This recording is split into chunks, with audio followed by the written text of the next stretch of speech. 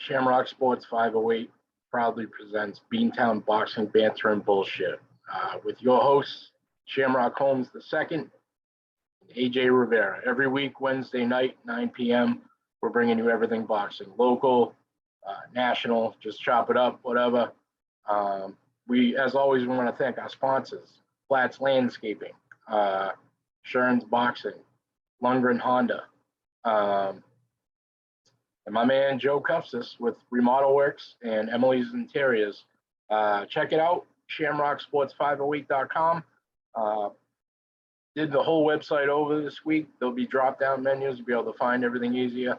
We're going to put all the pods on there from here on out. Thank you guys for tuning in. Let's have a good night. Awesome. All right, guys, as I just explained to you, we want to welcome to the show my man, Jake. Is your nickname the Gorilla? Is that? Nah, so my nickname, man, is NoLove. After my first fight at the Palladium, man, I beat my chest a bit, man, and people just started saying the Gorilla, so it kind of stuck. I got that, and I questioned it only because TG is the Gorilla. He does that too. Yeah. He pounds his chest and everything. So, yeah, you do one thing, man, and the fans just kind of run with it. That's what it's all about. You got to catch something, But I love it. Thank you for coming on tonight, guys. As always, AJ Rivera. We already called him the trouble starter tonight once. Here we go. Let's get it. AJ, you take it. You've been leading every week. All right. So what's up, guys? Hope everyone's well. We're gonna introduce pro fighter Jake Paradise. He's right here out of Worcester, Mass. He'll be fighting April 29th. Jake, tell us how you got into this sport. Tell the fans who you are. Give us a little of your background story. Yeah. So I feel like everybody's story in boxing is kind of the same. You kind of you come from the bad upbringing, and boxing kind of saves your life. But for me personally, it actually really did save my life. About 8 years ago, I actually OD'd on heroin, and I was an addict. So boxing brought me basically back to life. At the time, I was having a kid. My whole world was messed up, and what boxing did was, man, it really brought me back to life and gave me something to focus and drive for, and it's turned me into the man I am today. And honestly, without it, I can't say that I would be here. So boxing for me is life, and I'm just looking to give back to it, and man, and tell my story, and hopefully motivate a kid like me going through them hard times to don't give up. You can do it. Love it, man. Love it. Appreciate the honesty too, sharing with us. That's phenomenal. Absolutely. Was it Camp Get Right? Did you start off with them? Is that? Yeah. So, my amateur career is kind of funny. When I started boxing, I was 16. I was homeless. I really couldn't afford a trainer. I could barely actually pay my gym dues. So Ken Ballman, if you're watching and I owe you money, I'm sorry. But yeah, I really started in a very rough place in my life. So I would just take fights because I wanted to fight. And I really didn't have a really good amateur background at all. And it affected me coming into my pro career, but we got past it. And I feel like I'm still a student, which is great. And I learn every time I'm in that ring, you know what I'm saying? Every time I'm in the gym, I'm learning and I'm improving. So, we got past it and adapted. That's what it's about. It's about adapting and conquering. I always tell people that a rough amateur career doesn't dictate your pro career. Actually, I'm a fan of granted, yes, you can get the experience in the amateur career, but I'm a fan of turning pro early for the simple fact that guys get too comfortable in the amateur system. When you have tons and tons and tons of amateur fights, sometimes you still bring that to the pro game. And I'm telling you, that shit gets guys clapped, because in the pro game, they do a lot of, it's a point system. So Amir Khan was known for that. There's a few guys that are known for that. And the pros, where guys are sitting on their punches, you're not bringing your hands back to your face because you're just trying to score points. Clap right in the middle of your combo. I feel like there's also a lot of guys that get used to the bigger gloves, the headgear, and they can't adapt. You know, some guys just are never able to adapt. So like I'm a huge fan of the Devin Haney camp. When Devin Haney was like 16, they brought him to Mexico and turned him pro. And now he's roughly like 2021, but that's a good amount of years to learn the pro system, the pro style. You know, Manny Pacquiao, one of the greatest fighters ever, if not the greatest fighter ever, no amateur background, turned pro at 15 years old. Bernard Hopkins started boxing pro in prison. He Yeah. lost his first pro fight. That's another all-time great. He's the longest reigning middleweight champion in the world. So amateur background doesn't mean that. It's nice to have the accolades because it's almost like a college football kid that gets scouted high out of Alabama. You know, he might go first round, which means he's gonna get first round money. But Yeah. I mean, how many first round picks have done what Tom Brady's done, who was a sixth round pick? No, exactly. I mean, I have huge respect for the amateur game, and I love it. I'm a fan of it. But I feel like the amateur game is flawed. And then you get a lot of the guys, like you said, man, they come in, man, and they throw them like them pat combos, man, and then try to lace up a shot. But by the time you're throwing them three light shots, man, somebody's coming down the middle with something fierce. So I feel like my style is always more proven towards pro. Obviously, you still gotta learn. Amateurs create a sense of urgency too that you don't need in the pros. And the amateurs, you got 3 2-minute rounds or you got 3 3-minute rounds, depending on what level you're fighting at. That creates a sense of urgency. So you got guys who think they have to constantly be busy. Like even now, I had a conversation with Bobby where he's like, now that I'm 5 fights in, he's like, I feel like I'm just now getting comfortable. Like it's crazy. He's a national champion. He's fought all sorts of people. And he's telling me I'm just now starting to feel comfortable as a pro, 5 fights in. Because it's like he always felt like he needed to be busy and like he had this sense of urgency that he doesn't need to have in the pros. In the pros, you can wait. You could sit on your punches, you could pick your shots, you know? And the amateur system is flawed. They teach these kids to come out here and blow their load. And then in the pros, they don't have to. Yeah, no, and it's crazy that you say that, man. Bobby's had hundreds of fights, man, and that kid is one of the best boxers, pure boxers out of Worcester. That's hands down. And for him to be able to say that now that he's just getting comfortable is crazy. So imagine what you're gonna see next from him. Yeah, I'm excited to see it myself. I'm always a fan. It's crazy because there's a few even you know, and you can see it in some of his fights, right? Like Jermaine, as nasty as Jermaine is, he still does some of the, like in the Adorno fight, he was doing some of the stuff that he was doing in the amateurs that he's like, oh, okay, I got to tone it down a notch, bring it back, you know, and show that I'm a technician. I could outbox this guy easy, you know.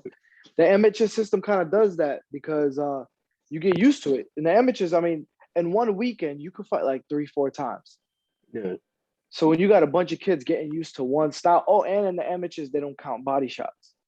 Oh, so now you got guys neglecting the body, feeling a sense of urgency, and thinking everything is a point system. Yeah. When in fact, in the pros, your punches actually got to mean something. Yeah.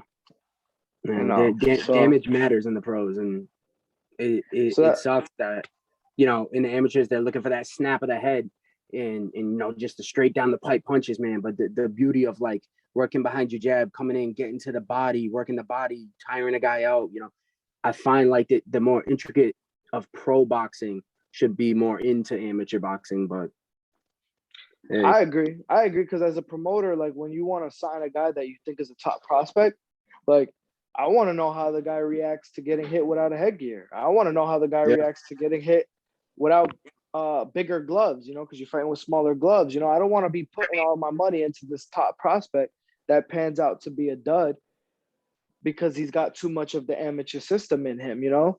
Yeah, 100%. You know, so in a way, I think I'm a fan if you do start boxing late in your careers, similar to like you at 16 years old, I'm a fan of just learn on the job, spar a lot, train, and learn on the job as a pro. Yeah. Yeah, I Because agree. if you start late like that, you're 16, you fight amateur for a couple years. It's gonna take you a while to get the system down packed. By the time you do, you're probably in your early 20s, and then now we gotta switch your whole style off that you spent a couple years learning and transition it to a pro style now. Yeah. So it's like, what's the point at that No, point? I agree 100%. Do we have an I saw a opponent couple for Jake? pictures. We I'm do. sorry, what? We have an opponent for Jake for the 29th? We do. Who do we got? We do. We got Waywardton Silva. All right. I've seen him fight. I got one under my belt with him. Yeah. Yep. What are we gonna see, Jake? I watched the fight with him and my man Hightower. Dude comes with a lot of energy and a lot of forward aggression. I'm not a egotistical fighter or a cocky person, but I feel he's gonna play right into me. And if he stands there with me, yeah, we're gonna be going home early and having a beer. But I'm looking to really show, I'm looking to really show a lot. I've always feel like I got a chip on my shoulder with a lot to prove. And I'm really, AJ knows I come out there, man, I come to try to steal the show from the main event, from everybody. I want everybody to go home and they're talking about me, not the title fight. I want them to talk about me. So me and my coach, man, we're coming up with a killer plan, and I don't think anybody's going home disappointed. I love it. I think with those kind of fighters, the only thing, you and your coach got your plan, stick with it. My personal opinion with those kind of fighters, especially with a long layoff, is the first round you jab and let him tire himself out. Let him haymaker, miss, jab, haymaker, miss, jab, haymaker, miss. Let him there's only so many of those that he's going to throw before, you sneak in a couple body shots here and there. And then in the second round, once the ring rust is off and the juices are flowing, then at that point, you do what you want. Because I don't care who you are, how good in shape you are. I mean, you're not going to last long throwing haymakers like that. Like this dude, he comes to take your head off. But, I mean, how many of those is he going to be able to throw before he gets gassed himself? No, yeah, exactly, man. It's funny that you say that, man, because that actually kind of described my last fight to a T. Just stick behind the jab, man. Wait for the opportunities and be patient. Body shots kill those haymakers guy early. Yeah, they do. You just but between him exerting all this energy into throwing a haymaker and then you digging into the body, those guys end up being an early night if you don't get stupid. Like I saw, and this is no disrespect to that fighter who fought him, but the Mycon fight. Mycon was 0-3, fought that 2-0 guy, but I watched the fight and I'm just thinking to myself, this guy's the left hook bandit. All he's throwing is literally, he's even throwing double and triple left hooks. I've never seen a fighter not he's walking forward, no jab, no straight right hand, just hook. It was a good fight. How many times are you going to get hit with the hook before you say, let me adapt to it or let me time it? Let me pop a jab, pull back, wait for the hook to go, past my face and right hand. The dude just didn't make any adjustments. And then he ended up getting caught. And now Mycon's 1-3. You would have thought that when the way that kid came out too, you would have thought he was going to blow the other dude out. And wrong game plan. The kid's tall and lengthy. Yeah. Box. Everyone, and I get it. I would want to, if I can make an early night, I would love to do so. But I understand that any man that bleeds the same blood as me and breathes the same air as me has a chance to touch me in a way that I have a chance to touch him. So if I could beat you, as much as I want to knock you out, if I could beat you off just jabbing, then I guess what I'm doing on 4 rounds? Jabbing. If that's what's going to make my night easier, then do so. This dude had a whole 6, probably what, Mike, you were there, 6-7 inches on him? Yeah. So you got 6-7 inches on this guy who's only throwing left hooks. You're clearly the faster fighter. Why are you banging with this guy? I don't know what happened, but He might have threw the fight, man. It The, don't even the make fight, sense. Jake, the fight is on the YouTube channel. You could watch it. Mike Yeah. Connoller versus I don't know what was his name, Jones or something like that. Yeah, I might have to think. Gamer Jones. But Yeah, I like what you said, AJ, man. Any man that bleeds blood or breathes has a shot, man. I'm really against all these keyboard warriors and stuff, man. And they talk stuff and, oh, you're fighting a bum, or oh, he doesn't belong in the ring. And for me, I get it to a standard, but it takes a special man to climb them 3 steps into that ring, man, and bare his soul in there in front of an audience or in front of a camera and go toe to toe with another man and say, I am. So I respect every single fighter. It doesn't matter if you're 0-45 or 50-0. You step in that ring, you have my respect. And I really think fans and people around the world should really notice that, man, is that these guys put their lives on the line when they really don't have to. So there's a quote. Here it is. This is by the great John Scully.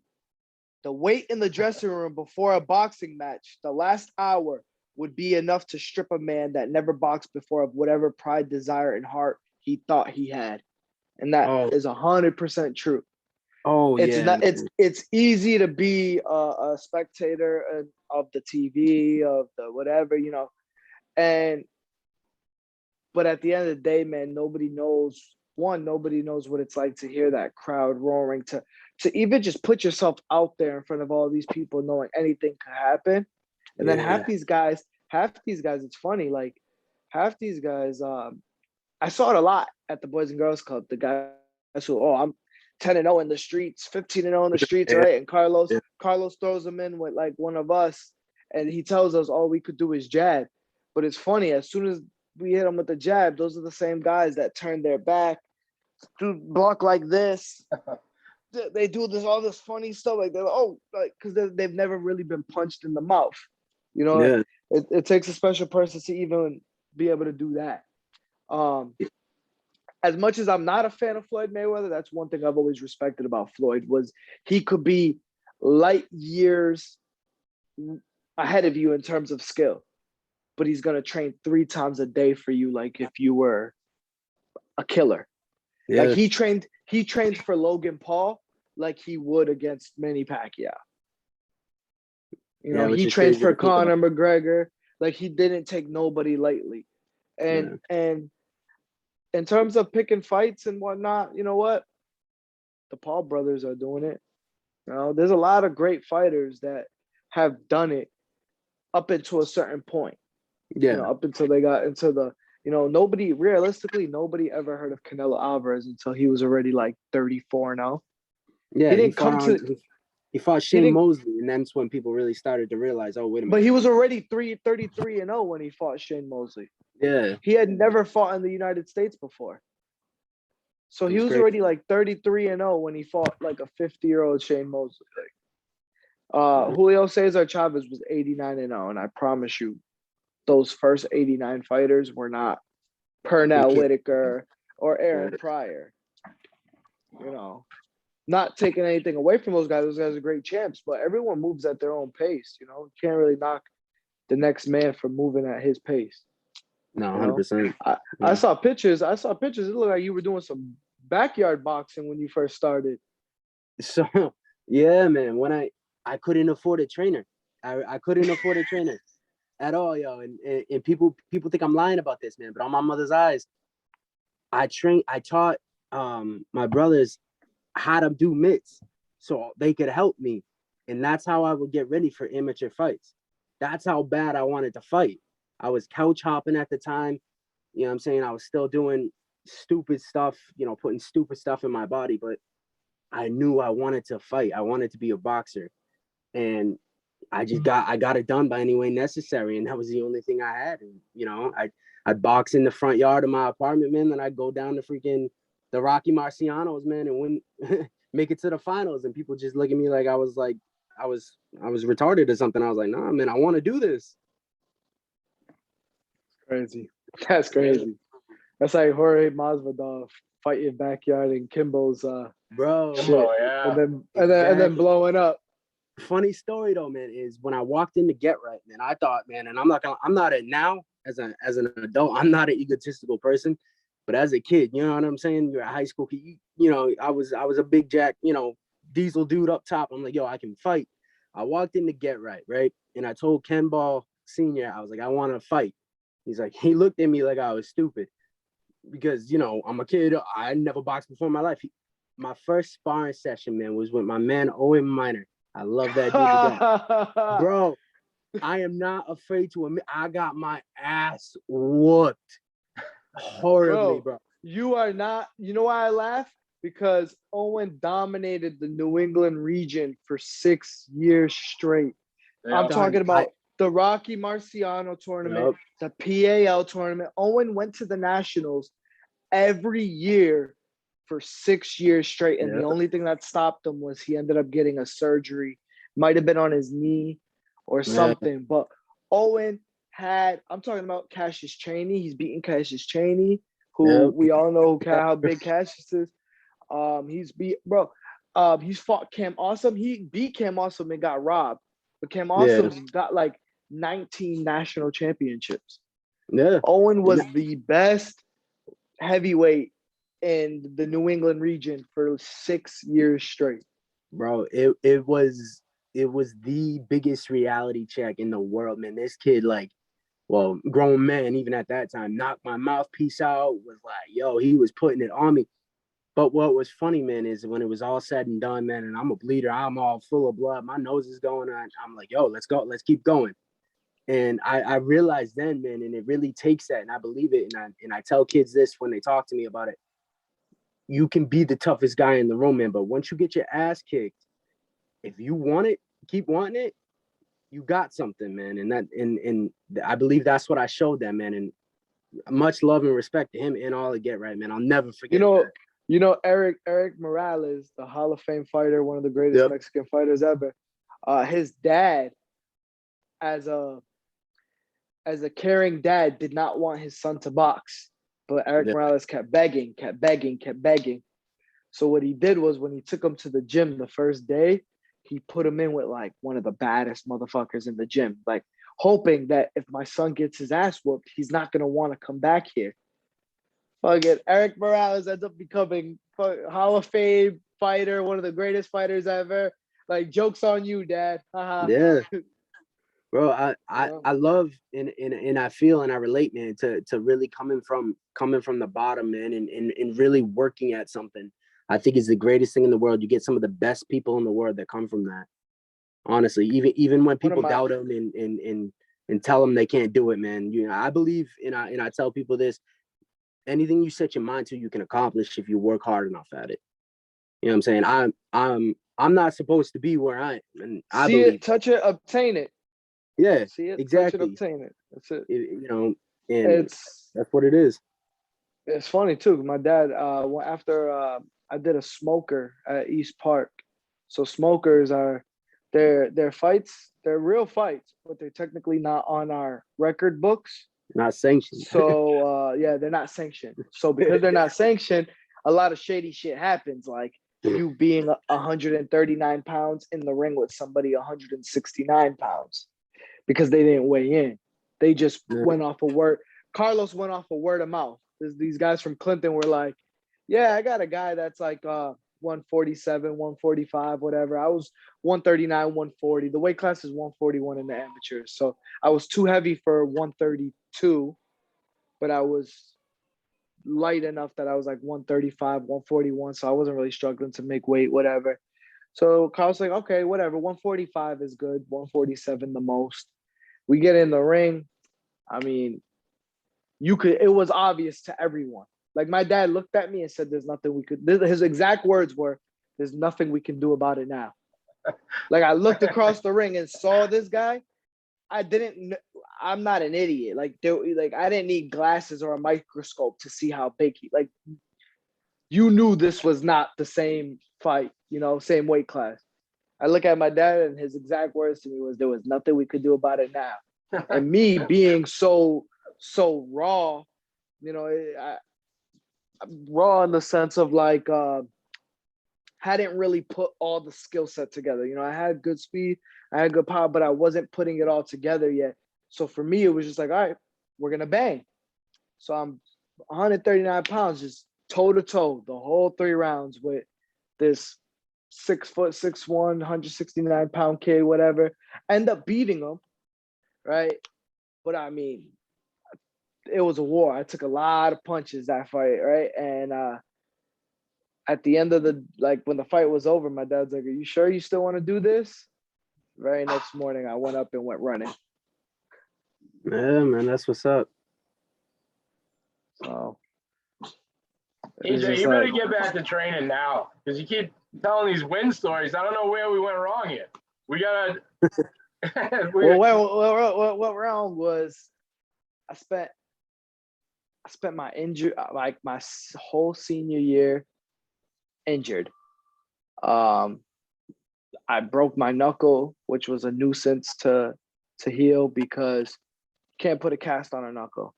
So before I knew it was broken, I kept training with it. So every time I'm hitting the heavy bag, the mids, whatever, it's just getting worse and worse and worse. Finally, I'm training one-handed now because it got that bad. I ended up fracturing my wrist. I ended up damaging the ulnar nerve in my elbow. So I spent a lot of time watching the sport as opposed to actually being able to do it. I still was training, keeping my cardio going and stuff. But during my senior year of high school, it was like the end of my dad's career. And then it kind of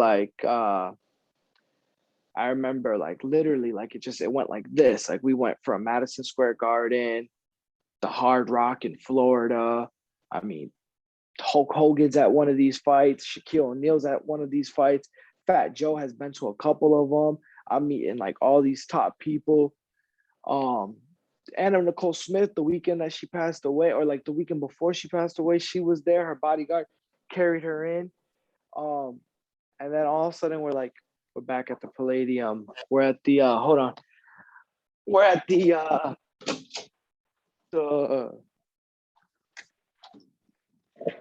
I thought somebody was at my door. We're at the Lincoln Armory. We're at, and then for me, it was just like, damn. And boxing, you really got this small window to make something happen. And even when you do make something happen, if you're not the ticket seller or the quote unquote clout guy, it doesn't always pan out for you.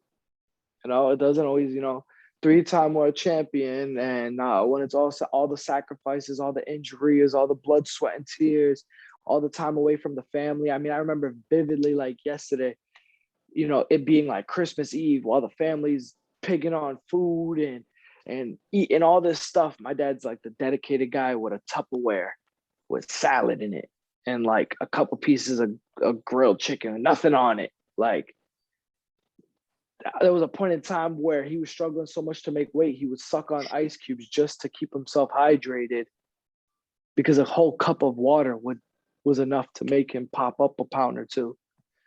So there was a lot of sacrifice. And I saw wow, sometimes this stuff is really a hit or miss, And then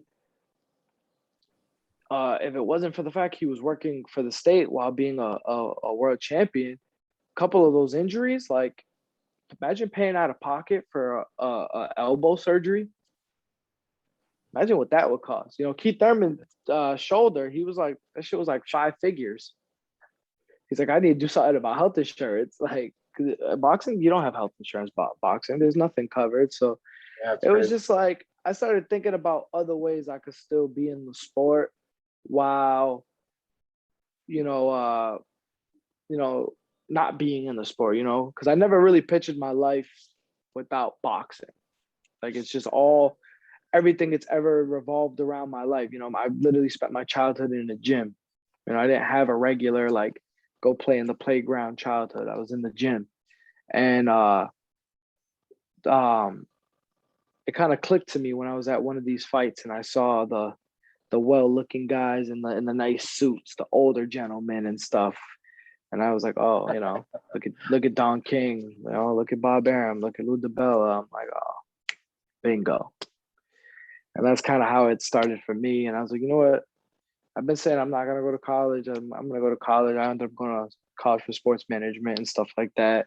And don't get me wrong, the fire still burns. The fire still burns. I still think about it every day. I'm still like, you know what? One more. And I'm like, I keep telling myself, like, I don't want to be like Wilfredo. Wilfredo started off only wanting to do one fight, and then he got addicted to it. So I'm like, damn, I can't even imagine myself wanting, like, finally being like, at 40 years old, fuck it, I'm gonna do this one fight, and now I'm sucked back in, and here I am at 40 years old starting my career. Like, I'm like, I gotta get this shit out the way, or I'm never gonna do it, because I refuse to be in my 40s still trying to do this shit. And, I don't know how Wilfredo does it, man. I play around with it. That's true love. No, that's true love. I respect it. I love it. You know what? He had a dream. He had a goal he wanted to accomplish. We gave it to him. Then he just stuck with it. He was, I'm gonna ride this shit till my body says I can't anymore. Look at him now. He's fighting for another. He's fighting for a third fight for a championship. You know, first two was a draw. Third one, he's fighting for another championship. So it's like, who, when this first kicked off and this first started, I don't think either of us envisioned that. We just thought this was gonna be this older guy who was gonna do maybe one or two fights and then ride off into the sunset. So I'm actually like, just like you have those guys who start off late and they're the underdogs, similar to like Jake. I find like a huge like respect and like almost like inspiration in Wilfredo, a guy who had a dream in an older age and says that despite what they say about age, I'm showing different. Yeah, that's dope. Wilfredo's a real good dude, man, and I'm real happy to see him do his thing and all that, man. I got a lot of love for that dude. He's definitely one of a kind, man. I give it to him. Yeah. One of the easiest fighters to work with, most appreciative. I wish he was 10 years younger. I wish I could do so much more with him. Like, I wish I could do so much. I wish I could take it from a New England title to a world title. Like, I wish I could do so much more for him, but time's not on our side, but it's dope. I'm glad he's, at the end of the day, a champion's a champion, whether it's New England champion or world champion. He gets to go home to his kids. He gets to go home to his kids and say, I achieved something, So No doubt. I think that's dope. It's time for Messy Midway, Mike. It is. You know what? So we don't get cut off again. Guys, we're going to break for commercial. We're going to be right back.